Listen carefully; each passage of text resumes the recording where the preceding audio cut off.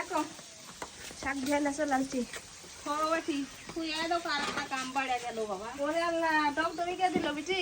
ওই তোমার ইয়ে বুবু হইতে তো ওই দিয়ে গেল এখন ডগডমে দিলে কুটে দিলে আমি আনবো নি। তো আসসালামু আলাইকুম সবাইকে, সবাই কেমন আছেন? আশা করি ভালো আছেন। আলহামদুলিল্লাহ আমরা সবাই ভালো আছি। তো এখন কিন্তু চারিদিকে আজান দিতে, আর এই যে আমার বিটি আর আমি দুজনে লাগা পড়ে গেছি রান্না বান্না করতে। আমি এই জায়গাতে আসলে আমাকে ভালো লাগে বিটির সাথে কাজে হেল্প করে দিতে। তো বিটি রান্না করেছে দুপুরবেলা, এই যে হাঁসের ডিম দিয়ে লাউ রান্না করবে বিটি।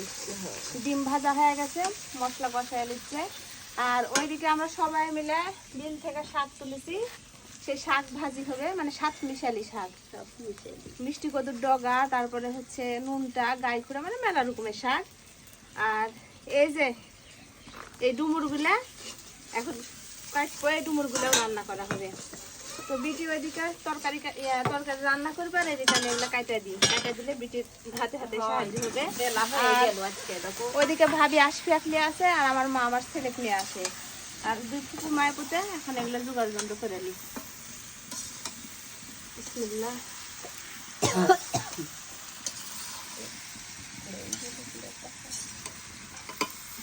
ডুমুর এবারে রস রস করে নরম নরম করে রাখতে হবে।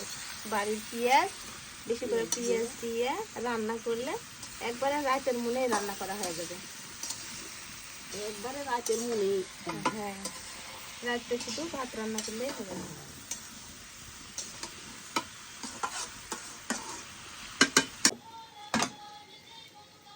এদিকে ডিমের তরকারি রান্না হয়ে গেছে, মানে লাউ, ডিমটা লাউ রান্না হয়ে গেছে। আর আমার সাথে এই যে শাকও রান্না হয়ে গেল, আর এদিকে ডুমুরও কাটা হয়ে গেছে। আর ডুমুর কাটে হাতের অবস্থা দেখেন কিরকম হয়ে গেছে। যখন এই ডুমুর রান্না করলে রান্না শেষ।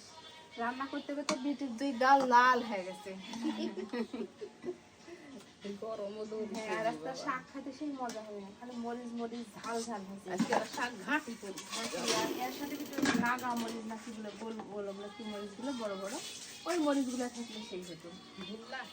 হ্যাঁ, এদিকে আমার ফুপু এই যে ডুমুরগুলো সব ধুয়ে টুয়ে নিচ্ছে, এখন ডুমুর চড়াবে। এমনিতেই রান্নার চাপ, তারপর আমরা আসলে আরো অনেক বেশি রান্নার চাপ হয়। তো এটা রান্না করতে করতে মনে হয় 3টা বাজে যাবে, তাহলে বেটি? হ্যাঁ, এটা রাতের জন্য। দুপুরের হয়ে গেছে। হ্যাঁ, রাতের কেন গরমের দিন তো রাতে ভাত রান্না করলে হয়ে যাবে।